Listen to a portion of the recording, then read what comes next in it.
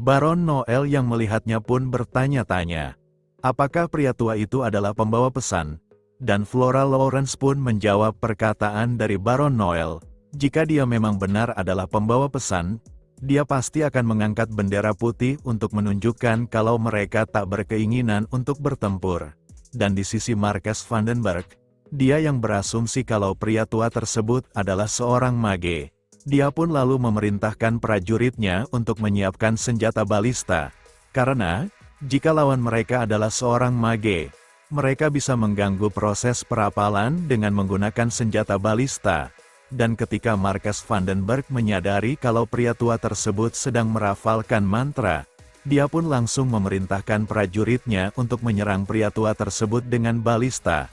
Dan saat tembakan itu melesat ke arah pria tua tersebut, setelah berkata kalau pasukan aliansi kerajaan Dimitri adalah sekumpulan orang menyedihkan, panah dari serangan senjata balista itu pun terpental tanpa mengenai pria tua tersebut.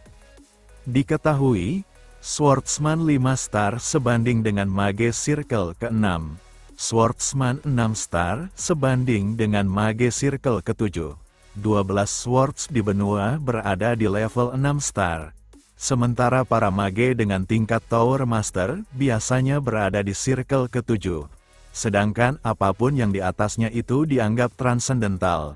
Dirumorkan ada, namun tak pernah dikonfirmasi keberadaannya hingga sekarang, dan akhirnya, pria tua tersebut diketahui bernama Sephir, yang disebut sebagai si mage berambut putih, dengan tingkatan circle yang sudah mencapai circle ke-8. Setelah memblok serangan dari pasukan Dimitri, Sephir pun lalu merafalkan mantra skill Fury of the Heavens, yang dengan kilatan petir besar yang langsung menghujam ke arah benteng pertahanan pertama Kairo.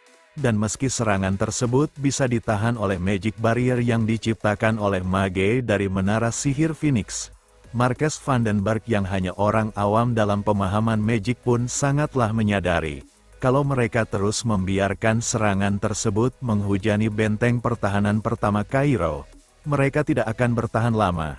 Dan ketika dia meminta para mage untuk memaksimalkan kekuatan barrier hingga mencapai batasannya untuk mengulur waktu sebanyak mungkin. Ketika para mage tersebut sedang mencoba memaksimalkan kekuatan barrier tersebut, salah satu dari mereka pun batuk darah, sehingga Marquess Vandenberg yang melihat itu pun mulai merasa panik, karena dia beranggapan kalau pria tua berambut putih tersebut sudah jelas-jelas menggunakan magic di atas circle ke-7. Meski Kekaisaran Kronos sudah dianggap sebagai kedaulatan negara terkuat di benua Salamander, mereka masih bisa menyembunyikan orang sekuat seperti mage bersirkel ke-8 tersebut. Sehingga, Marquess Vandenberg pun bertanya-tanya, sebenarnya, sebesar apa kekuatan yang mereka sembunyikan? Setelah benteng pertahanan pertama Kairo dihujani kembali oleh skill yang sama dari Sephir, akhirnya magic barrier pun hancur total. Dengan dibarengi dinding benteng tersebut sudah jebol, para knight pasukan Kekaisaran Kronos pun langsung bergerak menyerang benteng pertahanan pertama Kairo, dan Marquess Vandenberg yang melihat itu, dia pun memerintahkan semua pasukannya untuk menghentikan mereka. Dan di sisi Duke Bamford, setelah dia memerintahkan pasukan Kekaisaran Kronos untuk maju dan menyerbu benteng pertahanan pertama Kairo, sebuah siluet cahaya pun muncul di hadapan para pasukan Kekaisaran Kronos. Dengan kemunculan dari seseorang yang berada di balik kepulan asap, pria tersebut berkata, kalau pasukan Kekaisaran Kronos tidak akan ia perbolehkan lewat lebih jauh selagi ia masih hidup. Diketahui, pria yang datang itu adalah orang yang dikenal sebagai pedang terkuat di Kairo. Antara bukan dan yang lain adalah Count Nicholas. Dengan dia yang sudah memasuki medan pertempuran, dia pun memerintahkan para pasukan Kairo dan Dimitri untuk jangan pernah menyerah dan mempertahankan benteng mereka. Dan di sisi pasukan Kekaisaran Kronos, dia yang berkata kalau apa yang bisa dilakukan oleh satu orang melawan mereka yang mempunyai pasukan yang lebih banyak, dia pun lalu memerintahkan pasukannya yang lain untuk membunuh Count Nicholas yang berada di hadapan mereka. Namun, Count Nicholas dengan kekuatan auranya, Dia pun dengan sekali tebasan langsung membunuh beberapa pasukan Kekaisaran Kronos. Dan ketika beberapa pasukan aura Kekaisaran Kronos mencoba menyerangnya di arah belakang, sebelum serangan mereka mengenai Count Nicholas, Chris yang datang untuk membantu pun meminta Count Nicholas untuk merunduk.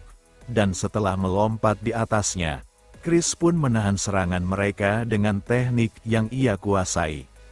Di saat Count Nicholas terpana dengan kekuatan Chris yang dengan pesat sudah berkembang, saat Chris bertanya apakah Count Nicholas dalam keadaan baik-baik saja, Count Nicholas pun tersenyum, kemudian berkata kepada Chris, kalau dia harus mengikuti dan bertarung di sisinya.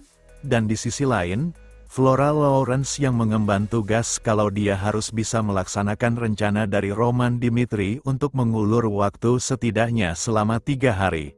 Hal tersebut mungkin tidak akan bisa dengan apa yang terjadi kepada benteng pertahanan pertama Kairo. Dan karena hal tersebut, dia pun mengambil keputusan kalau dia harus menggunakan rencana B-nya.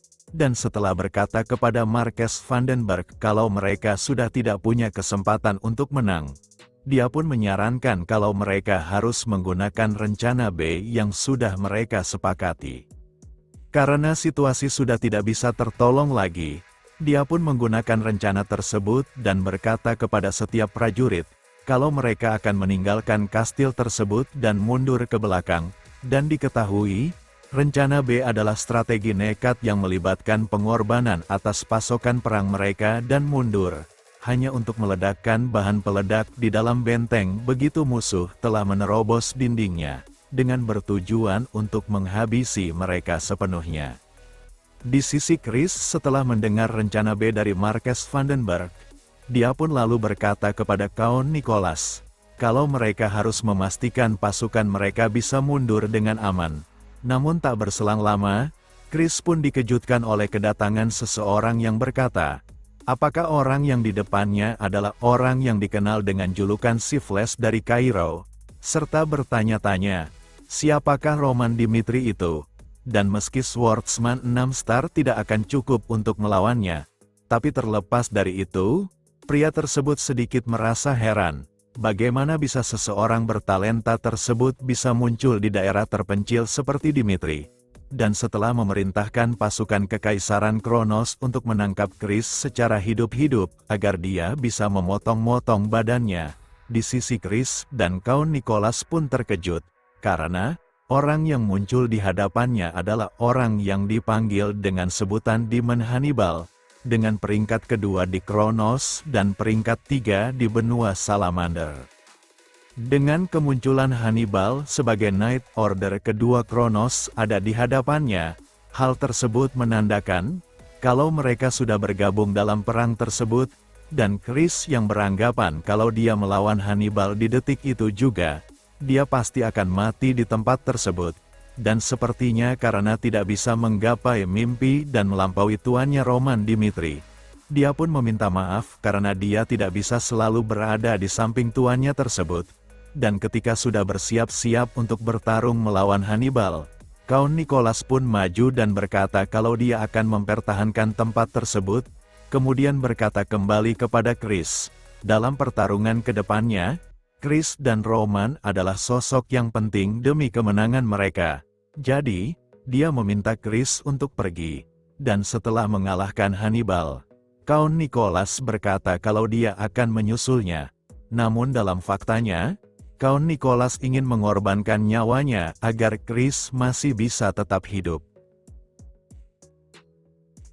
Next, kita lanjut di part selanjutnya. Terima kasih.